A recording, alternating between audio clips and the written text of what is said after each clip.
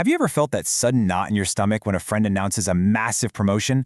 Or, maybe you're just scrolling through your feed and you see an old classmate launch that exact business you've only ever daydreamed about, and instead of feeling genuinely thrilled for them, you just feel kind of drained, maybe a little frustrated. Well, today we're diving into a really fascinating explainer. It's called the architecture of possibility, from victimhood to empowerment. We're going to unpack the literal architecture of our own thoughts, break down that whole psychological loop of self-sabotage, and figure out exactly how we can break free from it. So here is a super uncomfortable, yet pretty much universal human truth we found in the source material. We actually shame others to hide our own feelings of guilt. It's wild when you really think about it. When we're tearing down a coworker's amazing presentation or, say, picking apart a friend's creative project, it is almost never actually about them or the quality of their work. It's a mirror. It's a reflection of an internal battle we're currently losing with ourselves. We're literally just projecting our own insecurities outward to mask the harsh reality that we aren't living up to our own potential. Which naturally brings us to a really tough question. Why do we resent others' success? Why does it sting so badly when someone close to us takes a huge leap of faith or hits a major milestone? It's definitely not because we secretly want them to fail. It's because their success shines this bright, super unforgiving spotlight right on our own stagnation. Facing this honestly is absolutely crucial because it sets the stage for our whole explainer today, moving us away from that defensive jealousy and right toward actual, actionable empowerment. All right, let's get into Section 1, Hiding Behind Shame. So the ultimate guilt-inducing feeling, our absolute deepest embarrassment, triggers right at the moment we watch someone accomplish what we told ourselves was impossible, or, what we felt we couldn't do or supposedly didn't even want to do.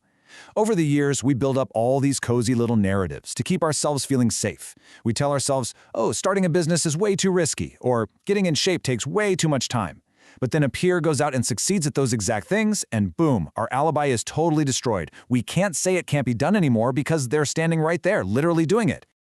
Which brings us to Section 2, the victim mentality trap. So when we get hit with that intense jealousy, instead of taking responsibility for our dreams, we immediately start building walls to protect our fragile egos. We fall straight into a set of defensive mechanisms.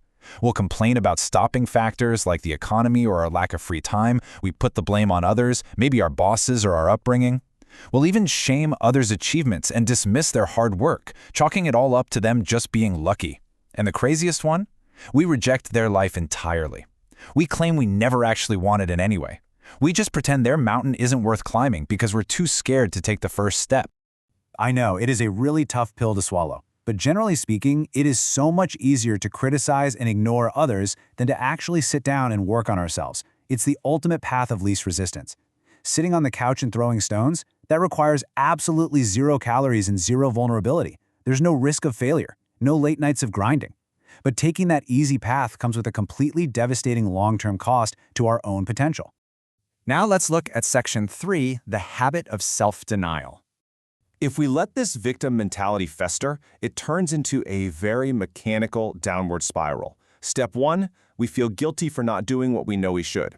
Step 2, we repeat these endless excuses inside our heads, what the source calls think language. Every single time you tell yourself, I couldn't do that because, you are carving a literal groove into your brain. Step 3, you actually start identifying as a victim. And finally, Step 4, you self-deny greatness in your life. You permanently block it out. By continuously feeding ourselves this toxic narrative, we reach a really tragic conclusion. We start to genuinely believe that we are not enough. We feel unworthy, and we completely convince ourselves that we do not deserve better things in life. We've essentially built a prison entirely out of our own defensive words. We abandon our potential, not because we didn't have the talent, but because we quite literally talked ourselves out of even trying. But we can pivot here. Section 4, Choosing Empowering Language. See, the internal vocabulary we choose totally dictates our reality. On one side, we have think language. Those are the repetitive excuses that disempower you and completely strip you of your creativity. It actively shuts doors in your face. But on the flip side, we have possibility language. This empowers you to think differently. It's the radical difference between declaring, I can't because, and asking, well, what if I tried? Possibility language rewires your brain to seek out opportunities and fuels your efforts instead of killing them before you even start. So what is the path forward? Well, the beauty is you can do whatever you want right now. You have the agency to change your trajectory today. The secret isn't some massive overnight transformation. It's all about incremental progress. Start now. You don't have to leap to the top of the mountain in one go. You just have to be willing to lay that very first brick. Build brick by brick. Move step by step. That is exactly how real, monumental change gets built. And how exactly do we start building? Section 5. Asking how questions. It literally all comes down to one tiny, massive word. How. Whenever you find yourself in trouble or stuck in one of those awful jealousy loops, this single word is your master key.